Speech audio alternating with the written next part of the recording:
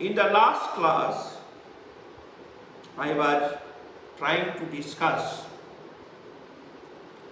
theoretical foundations of ethnographic fieldwork by bringing philosophical issues of noumena and phenomena, empiricism and rationalism, and then I was about to discuss phenomenology when the time was up, and due to two holidays, interestingly, for Bakrid there is a national gazetted holiday, but for Guru Purnima it is not gazetted holiday. What it is? It is optional holiday. What does it mean? That Buddhists can take holiday for Guru Purnima, but then they will have to work on some other holidays. For example, on Bakrid, it is not necessary that I should take holiday. Since I am taking this option of celebrating my festival, this is not a gazetted holiday because we do not count. We cultural minorities do not count much, since we are not even 1% of the Indian population. Now this is called eclectical pragmatism. Now how to study eclectical pragmatism during the fieldwork? This is something which I wanted to discuss today, but I am afraid within 90 minutes I will not be able to do it. But I will give you one reference which all of you should make a note. A few days ago, I was discussing with my dear friend and younger brother Vivek Kumar. Younger brother in the sense because we follow the same religion and I am older to him. Secondly, he is a laity, Laity, and I am a monk, ex-monk. Therefore, I am supposed to be the expert of Buddhism and he is supposed to be a devout follower of Buddhism. And we were discussing these issues, and then he asked me, because I am older and academically I enrolled much earlier than he did for his MPhil and PhD.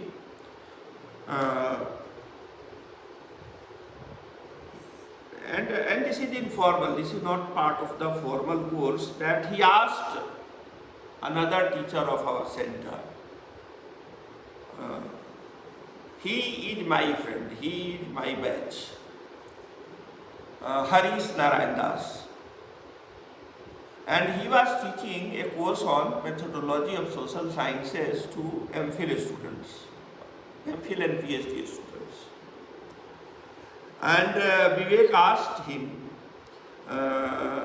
what is the reading which you will prescribe for interview? And Harish unfortunately could not answer it. Then I said that students should be supplied a reading. It is by Robert K. Merton. Robert K. Merton had written many books, but his two books are terribly important for MA students. One book you must have read in your undergraduation, that is named as Social Structure and Social Theory. But his second book is unfortunately not read by young teachers and research scholars. And since they become young scholars and research students become teacher of undergraduate colleges, therefore they do not teach, since they did not read when it was their time to read. For interview, there is a book roughly of this size. This book you have already seen in my course. This is by University, and this is the course I shared yesterday. A book, course material or book. The name of the book is Method in Social Anthropology, and it is edited by Radcliffe Brown's student M.N. Srinivas. Method in Social Anthropology by A.R. Radcliffe Brown, edited by M.N. Srinivas. Your third research assistant or teaching assistant, Suraj Shankar, informed me that this book is not available online, and I do not have facility of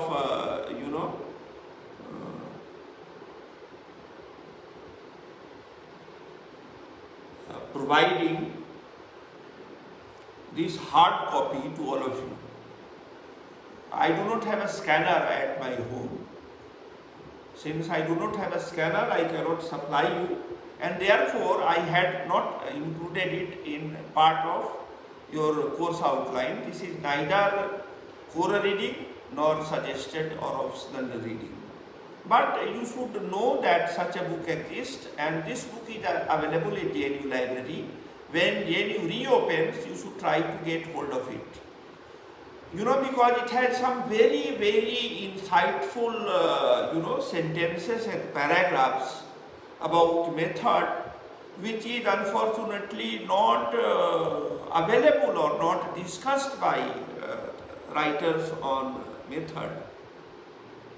Therefore, these two books are terribly important. R.K. Martin's book on, interview, and A.R. Radcliffe Brown's book on method in social anthropology.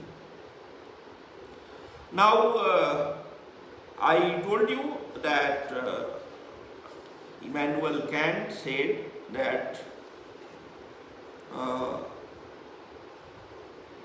noumena or truth or reality as it is cannot be studied by modern academic people. Therefore, we should not waste our time in armchair philosophizing or wishful thinking. And he provided a research agenda for modern universities. Immanuel Kant provided a research agenda for modern universities, and this is known as phenomenology.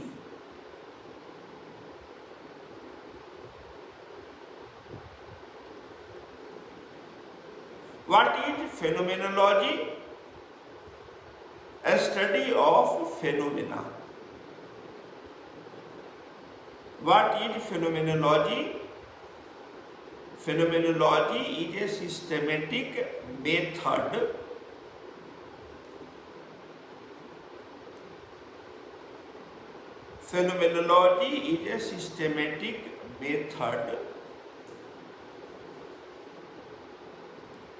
to study social phenomena.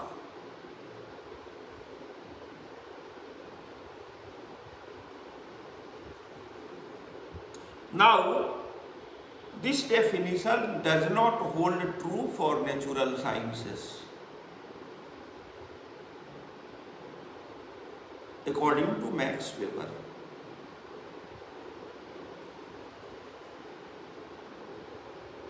In other words, Max Weber is not a Kantian, he is neo-Kantian. He is not a true loyal follower of Immanuel Kant.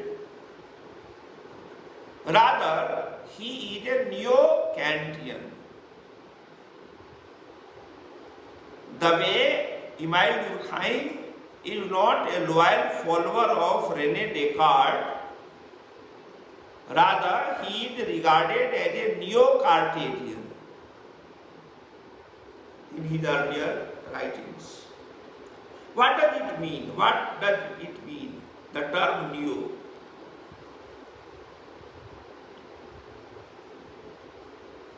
Neo means new. And I do not know about other countries, but in India it is very derogatory.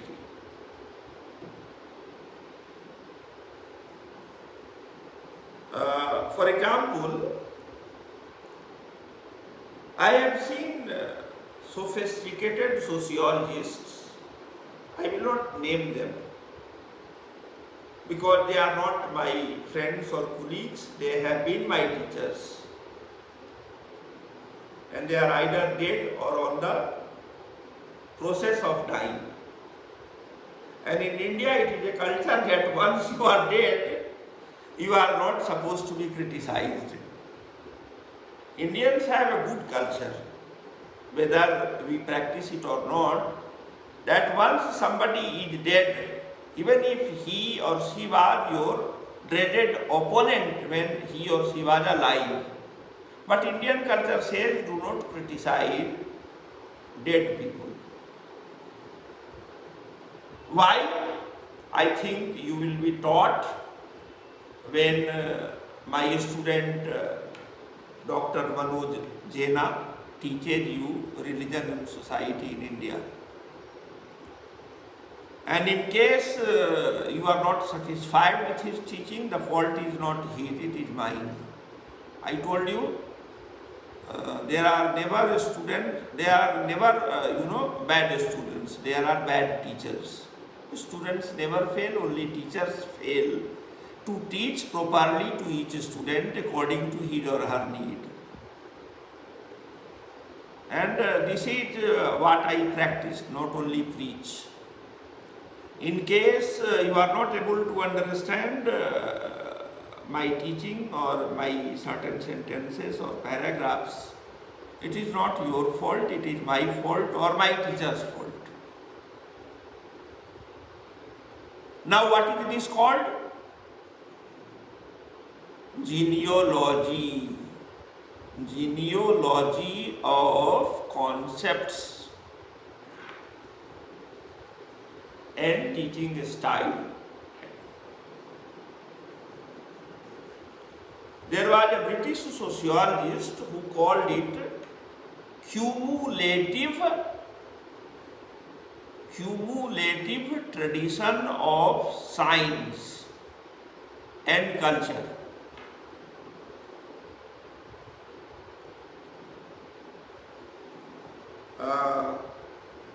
In your generation, the world over, the popular textbook of sociology are written by Anthony Giddens, Harold Lumbers, T.B. Baltimore, etc.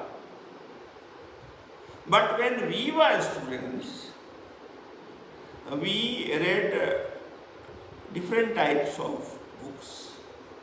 Harry Elmer Barnes' A History of Sociological Analysis was taught to us in undergraduate courses, and we read a book written by McIver and Page.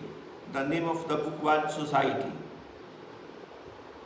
And then a new book was introduced in our generation by Harry M. Johnson, Sociology. And most teachers of my generation do not quote him, Harry M. Johnson, because he was an underdog when we were students, undergraduate students, and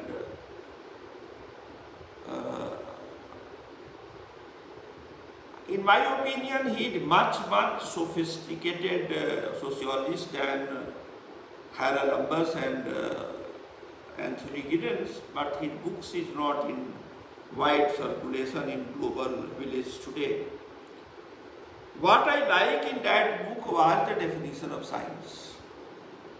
This is the first book for sociology students which discusses in very simple terms what is science and whether sociology is science or not.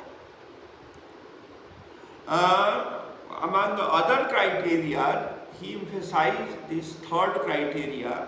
First, he said science is universal. Second, he said science is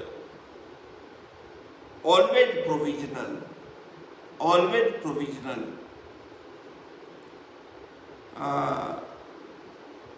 Because scientific method includes the possibility of falsifiability. You know, the sociological theory of my generation can be falsified by your generation by generating new data. Are you getting my point? But he said only universality and falsifiability is not the index of science. It must include cumulative method or cumulative process of doing research for constructing theory or generating data.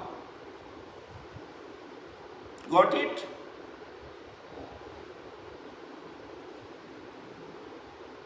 What is cumulative?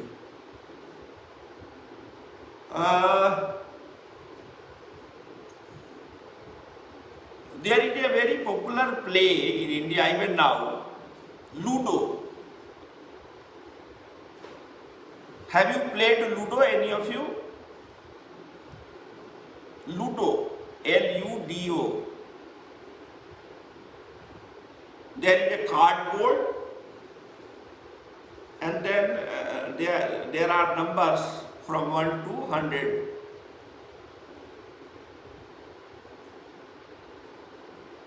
But there are two shortcuts. One is called Saap, the other is called Sidhi. Saap is called snake in English. What is the English term for Sidhi?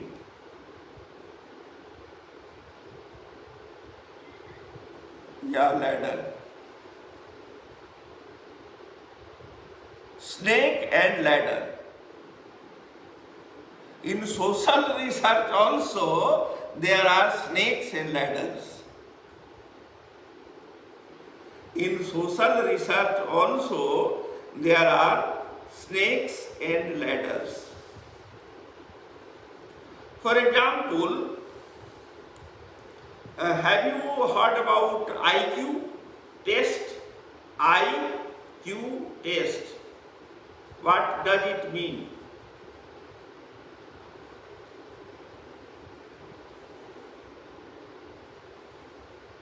Okay. And do you know what type of questions are asked for IQ test?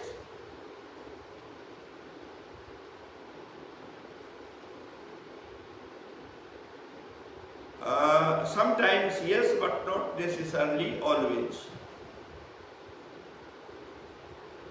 Mathematical questions, pardon? Mathematical questions are easy to answer, although unfortunately in most schools there are bad teachers of mathematics. And therefore students are, supposed to dread this course called mathematics as if this is very difficult, this is for more intelligent students. But according to Auguste Comte and Emile Durkheim, mathematics is the easiest subject available on earth. Nothing is more simple and non-serious than mathematics. And what is the most difficult science on earth? Sociology. in case you develop your aptitude and curiosity in you and sociology students, then sociology is the most difficult, most technical science on earth. And once you learn sociology properly, then you do not apply for a job. You need to not apply for a job. Why? Because you can create new empires in economy and politics and culture and technology. And you can provide jobs to trillions of people.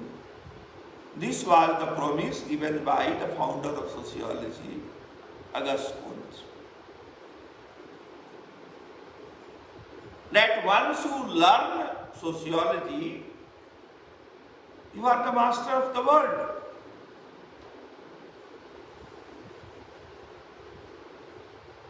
And then there was politics of knowledge. And then there was politics of knowledge. And this politics of knowledge was represented primarily by our friend Max Weber.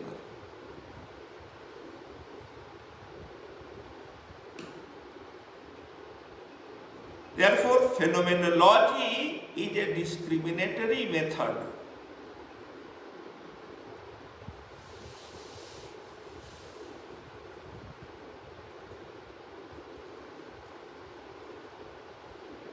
Why?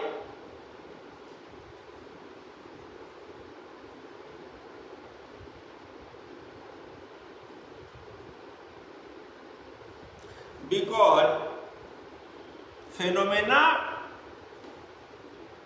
is not reality as it is. Rather, it is reality as it appears through your telescope in natural sciences, your mirror in your village, or according to your theory, method and concept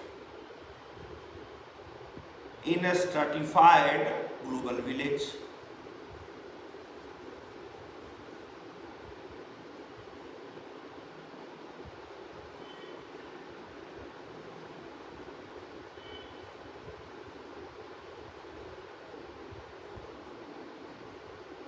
Now, what I am saying is not my original observation. It is my new interpretations of false consciousness, a concept given by Karl Marx.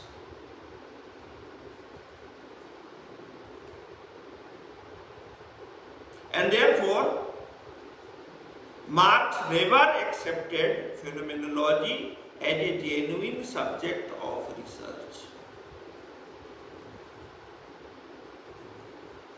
Durkheim never accepted phenomenology as a genuine science of research.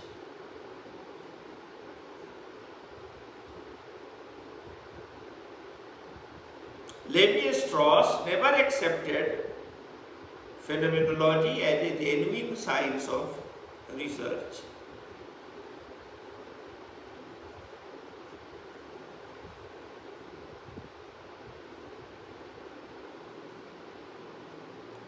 Now, whether Max Weber is right or Marx, Durkheim and Levi-Strauss are right, I am nobody to decide. I can only teach you what they say in their published writings.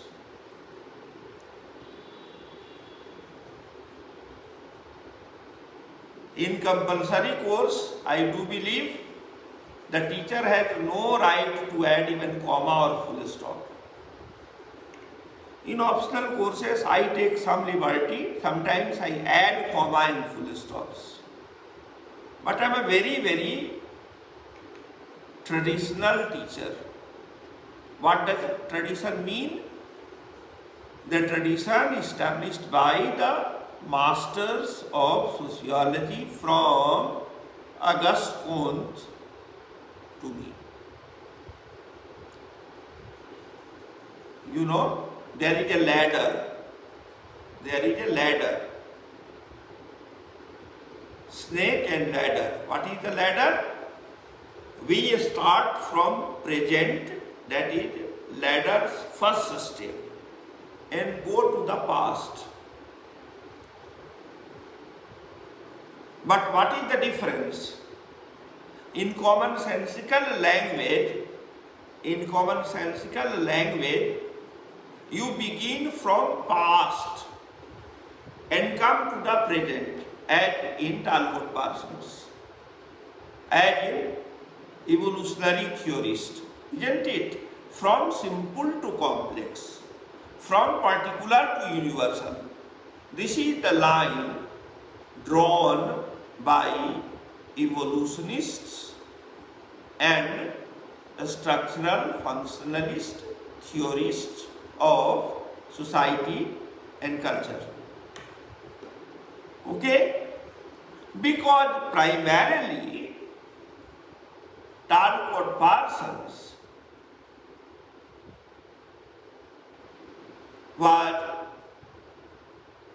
influenced by Max Weber, and therefore his first book is titled The Structure of Social Action.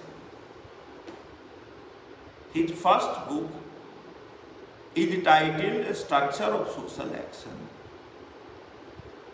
And in that book, he does not include the writings of Marx.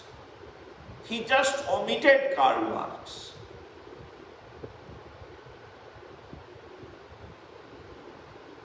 He just omitted Karl Marx. Why?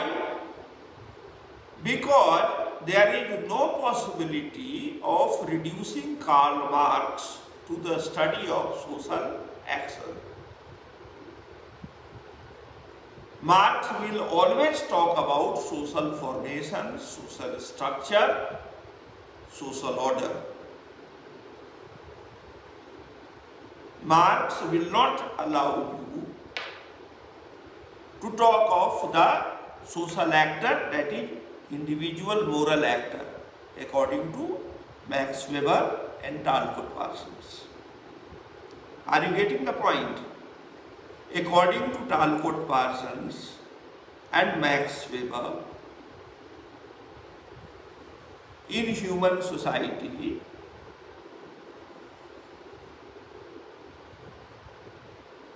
social action should be studied.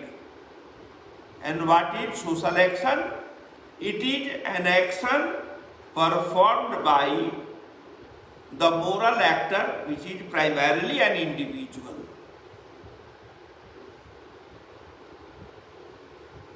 Social action is any action performed by the social actor, that is moral individual,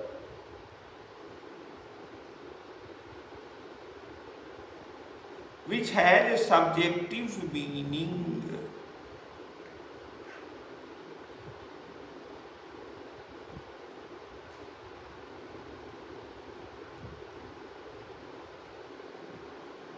Are you getting the point? Now, this is snake. This is snake. Once you accept this definition and begin your field work, from 99 you will come to the first row. Within 10. From 99 you will just go down. Why? Because phenomenology is worse than common sense. You ask anybody who is not visually challenged. What is this? This is a glass. Okay? And even if I am visually challenged, for example, I am visually challenged, my eyes are not working. I cannot see this, but I can feel it. And by feeling, I can call it, instead of a glass, a cup or a jar. Are you getting the point? Therefore, in common sense, people operate with partial nominal reality, incomplete understanding of noumena.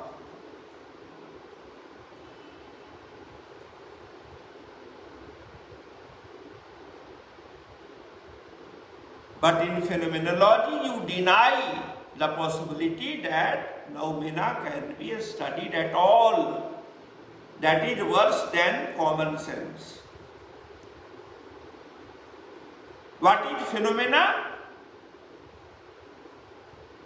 Phenomena is what appears to us through our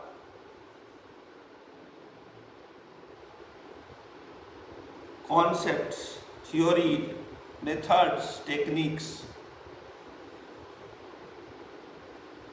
And what is the worst example of phenomena in Indian society?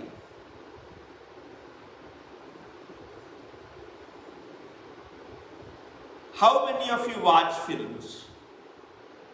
Just raise your hands. One. In case you are not visible, just say something. Do you watch films? What is more irritating in Hindi cinema?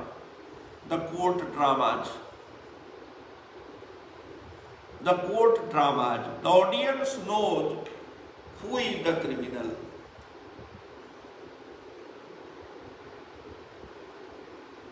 Both in cinema as well as in real court office.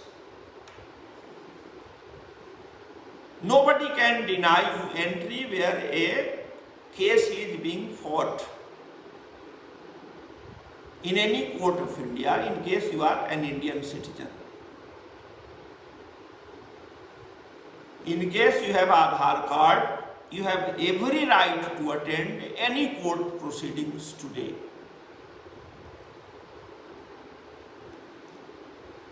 And it is the most irritating thing,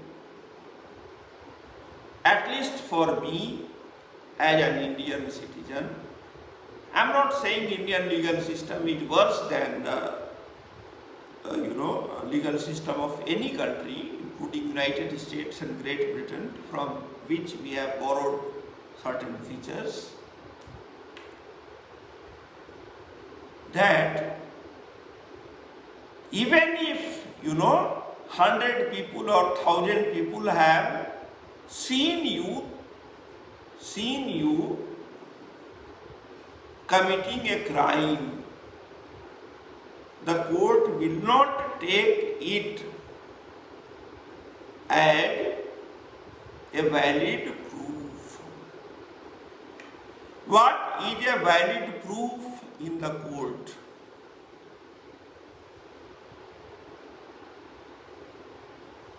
Which fits in the legal procedure.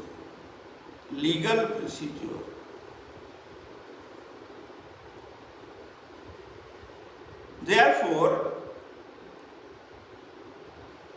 all modern courts of liberal democracy are based on the doctrine of phenomenology.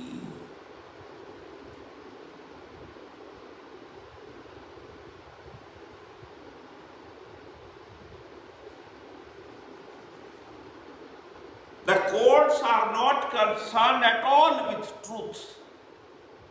The concern of the court is with legal logic. The concern of the court is with legal logic. Unless and until it is legally logical, the judge will not take a cognizance of your empirical statement.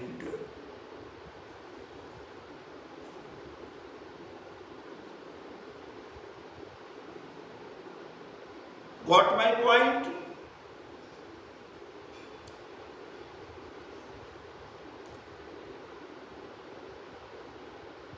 I am giving you second example. Modern medicine or allopathy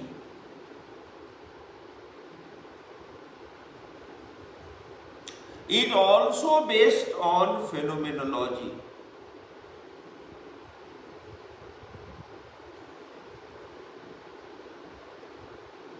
How?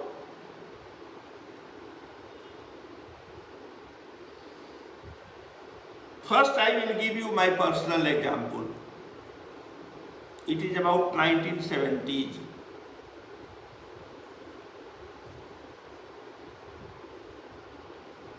Suddenly I felt something is seriously wrong with my stomach.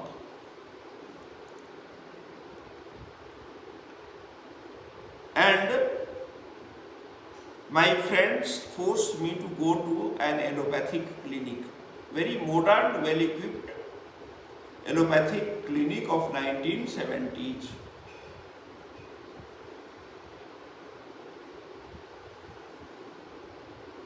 The doctor did not give me more than 30 seconds.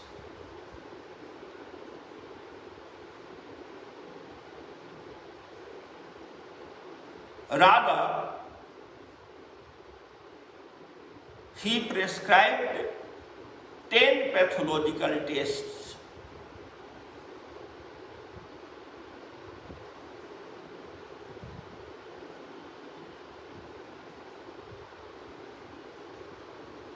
All of them disappeared suddenly.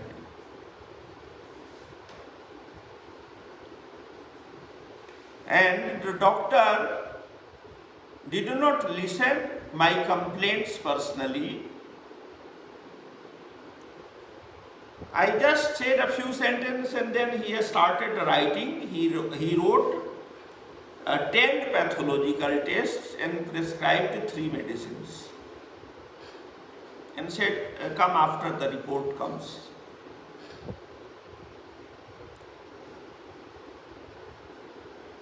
I went the third day and he said, you are all right.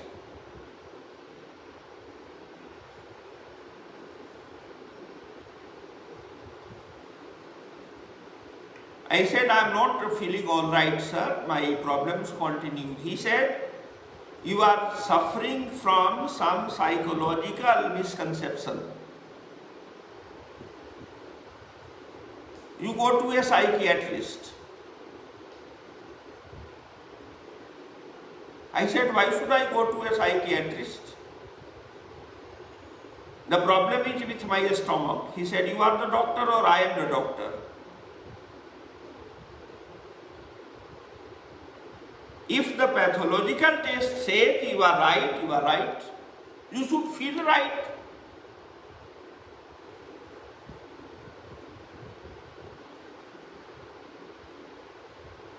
In other words, the allopathic doctors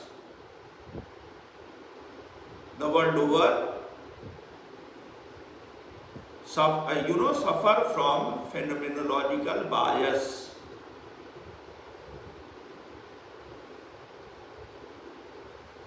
They are conditioned to think on the lines of pathological lab's report.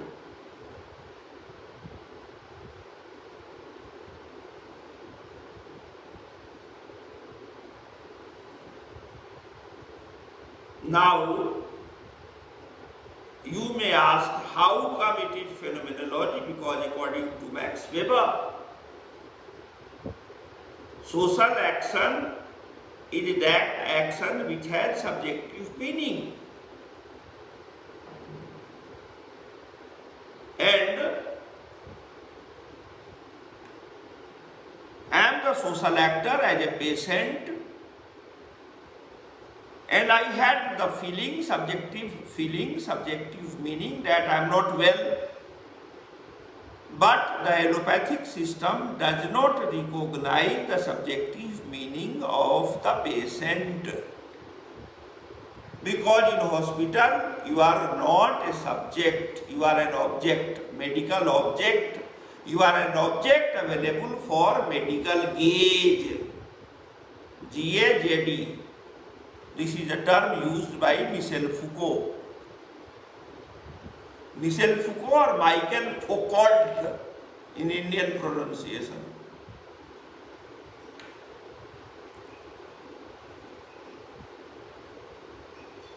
And in Bihar, when we were students,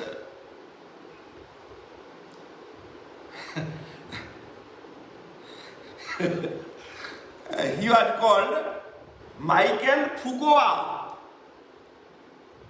because Ramu becomes Ramua, Amit becomes Amitwa, Modi becomes Modia, Lalu becomes Lalua. In the same way, Michael Foucault or Michael Foucault, this is how his name was pronounced. The thing is that Michel Foucault says that Michel Foucault is a post-structuralist, a follower of Claude Lévi-Strauss, and he is in search of the truth or noumena. He is not in search of the phenomena or reality as it appears through our concepts. Therefore, I was trying to, articulate the anguish of non-phenomenologists like me, that, only the subject has subjective meaning. And who is the subject? Who is the social actor? Only the ruling class, only the elite class has, only the expert has the power to act socially. We are all objects. We are all objects. Therefore, this debate between Marx and Durkheim is bullshit. Rules of sociological method versus methodology of social science, this is a bogus debate. This is a bogus debate. Why it is a bogus debate? Because you do what you are capable of doing. Noumenas, the people who have studied noumena, reality as it is, the people who study the whole truth, the people who study society as it is, or society as sui generis, social fact, and people who are opposed to it, who are neo-Kantians, who are phenomenologists, they cannot come to a dialogue. Dialogue is not possible. What is the middle path between phenomena and noumena? Nothing. These are polar opposites. These are polar opposites. No dialogue is possible. No comparison is possible. One is trying to say that individual is the reality, but within individual, within the... Do you know? In Europe, in European democracy, every German or every, British or French person was not a citizen until early 20th century. Until early 20th century, in Europe, everybody was not a citizen, who was adult, who was born there, who had the same skin, the same religion. Only the propertied class had the right to vote. Only the propertied class had the right to vote. Only the rich people were citizens of liberal democracy in Western Europe until 20th century early decades, before the First World War. Therefore, only the citizen has right to act socially. Only Max Weber's method and Parsons' method was useful to study only the elite class.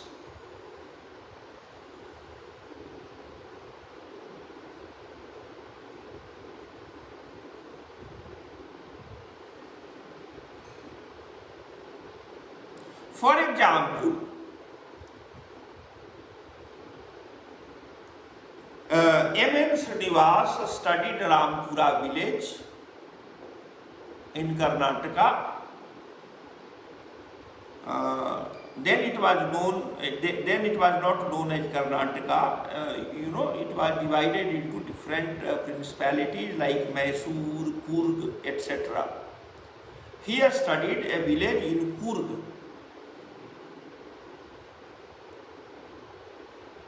The name of that village was given Rampura. This is a pseudo name, not the real name.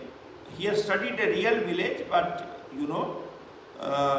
his key respondent said, we do not want to be identified by real name, and our village should not be identified as the real name of the village. And therefore it was given the name Rampura. In the same way, Andre Bete studied a Tanjore village.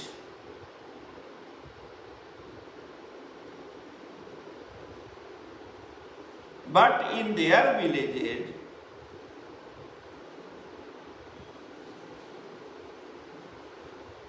the Dalit voice or scheduled caste voice or scheduled tribes voice was not recorded. Why? Because where Dalits or the tribals lived in 1930s and 1940s,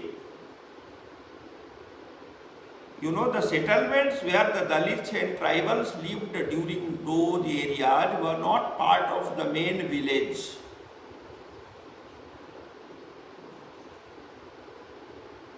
It was ancillary to the village, and it was known by different, Indic terms. For example, in Bihar, UP and Madhya Pradesh, it was called Tola, Harijan Tola. Harijan Tola. In Kerala, it may be known by some other name. In Maharashtra, it may be known by some other name. But it was not part of the main village. The Dalit settlements or the Harijan settlements or scheduled caste settlements, these terms are, culturally coterminous, but politically they have different connotations. For the first time, Dalit settlements in UP became part of the Gram when Bahujan Samaj Party came to power. And Manevar Kasi Ram given them a name, Ambedkar Gram. Before that, sociologically or legally, it was not possible to study Dalit Tola as part of the village studies. Are you getting the point? Now, I do not agree with those who say that it is, upper caste or, Andre Bete, father was a French person. Mother was a Bengali Brahmin, and Eminent Srinivas was a Brahmin. Some people have accused them that they suffered from upper caste bias. I do not think so. They became a victim of phenomenological method. They became a victim of phenomenological method. Their professional training did not allow them to experiment with techniques. To experiment with techniques.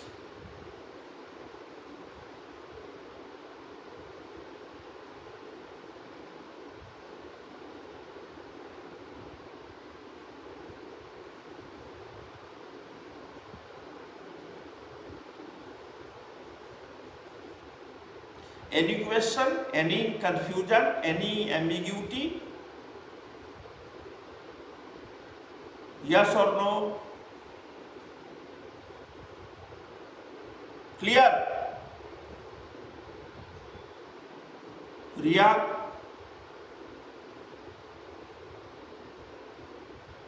Jai Kishan and Ashish?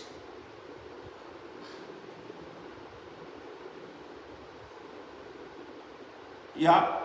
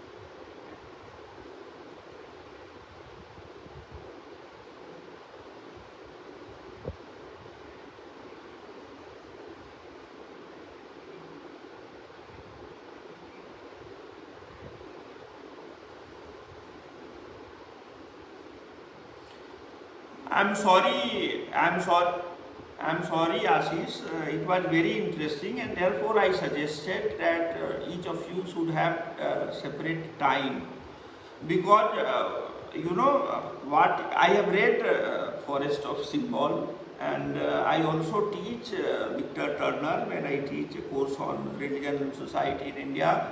But this is a course on method. What you are trying to say, I am not able to get whether you wanted to contradict phenomenologists or whether you wanted to validate Durkheim's school or Levi-Strauss's school.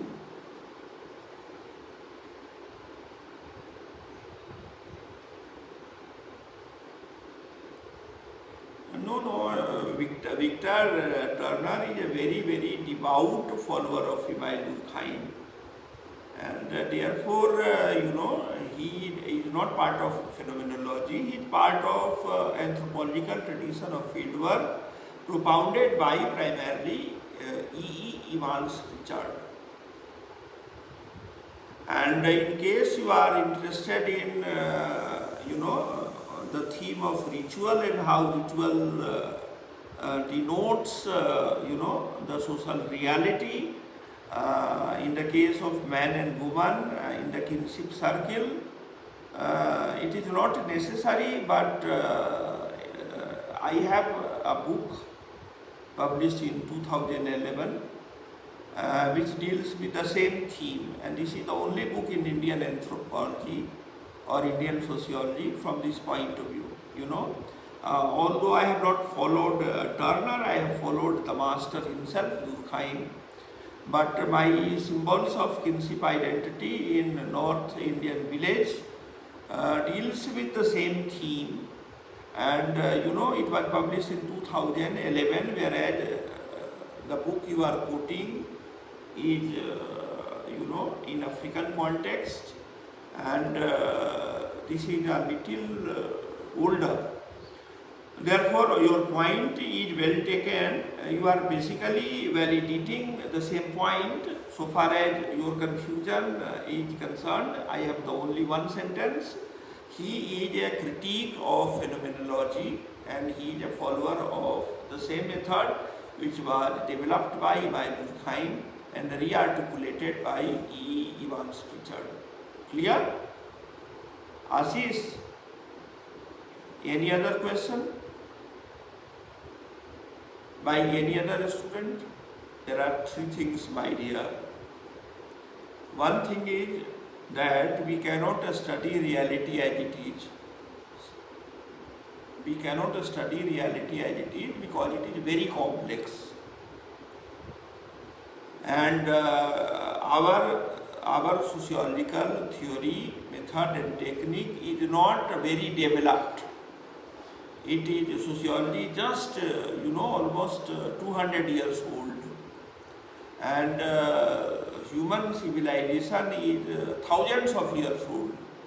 Therefore, by these underdeveloped theories, method and concepts, it cannot be studied, number one. And therefore, it should not be part of research agenda of research students. In 2 years or 5 years or 10 years or 20 years or 30 years, you cannot study a time span of 30,000 years. This is a point which looks good on paper. But this is something which cannot be accepted as a valid piece of inquiry, because in at least the poorer countries, in poorer countries, research funds are very scarce. And as I have given you 2 examples, you can yourself give many such examples from the field of legal system or medical system or even political systems. How the truth is defeated by fraudulent means. And it is called, social reality, legal reality, valid. Are you getting my point? Therefore, I am trying to argue that although rules of sociological method is supposed to be an outdated text by the followers of capitalism, because like Karl Marx, Durkheim also did not supported capitalism. But unlike Marx, Emile Durkheim was a not political actor. He was not a revolutionary. He was an academic. It is easier for Talcott Parsons to ignore Karl Marx. He said he was a politician. Therefore, why should I include him in my research study? But the same thing cannot be said about Durkheim.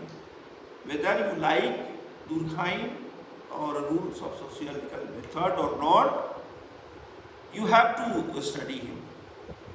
Popularity is no criteria to judge the truth. Truth is truth, whether 99 people oppose it. This is what Durkheim said, sacred. Truth is sacred. Noumena is sacred. Noumena is society sui generis. It is a solid reality which can be studied like earth, air, fire, sky, gravitation, theory of motion. In the same way, society is also a solid social fact. It is noumena. And in case your method and technique are poor, refine your method. Do not throw the baby, that is noumena, with the bath water. Got my point? Ashish, got my point? I am not a political person, and even if you people are, followers of a political party, I may hurt you unintentionally, but my intention is to teach modes of cultural analysis. My intention is not to make political statements against Max Weber or Anthony Giddens or Talbot Parsons or anybody. Victor Turner is not a follower of either Weber or Talbot Parsons. He is a classical social anthropologist or sociologist on the lines of Emile Durkheim, Marshall Moss, Evans Pritchard, Bronislaw Malinowski or Levi Strauss. Now I am tired.